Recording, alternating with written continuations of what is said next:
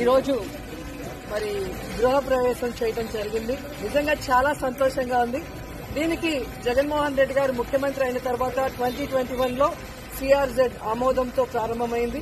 And ఈరోజు అన్ని permissions తో ఈరోజు కట్టబడిన 7 బిల్డింగ్లు అన్ని వసతులతో కూడా పూర్తి చేయబడింది.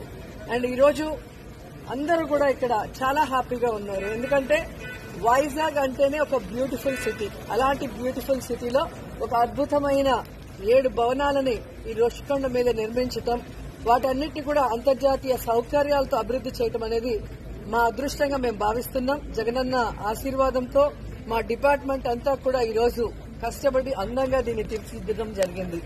సో ఇక్కడికి యాక్చువల్ గా హరిత రిసార్ట్ పాతబడిపోయింది కాబట్టి దాన్ని పునర్నిర్మాణించాలనే ఆలోచన మేము తీసుకొచ్చినప్పుడు సో ఇది భవిష్యత్తులో బెస్ట్ సిటీగా కాబోతుంది కాబట్టి దానికి సరిపోయే విధంగా అంతర్జాతీయ స్థాయిలో దీన్ని డెవలప్ చేయాలి అని చెప్పి సీఎం గారు చెప్పడం, దానికి అనుగుణంగా డిజైన్స్ గానీ వర్క్ గానీ మీరు చూస్తే మీకే అర్థమవుతుంది.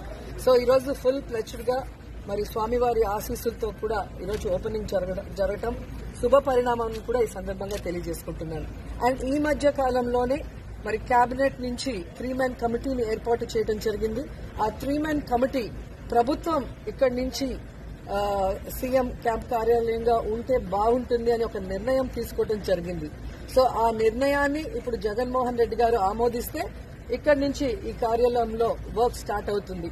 సో అందరం కూడా వెయిట్ చేస్తున్నాం ఒక మంచి మాట కోసం.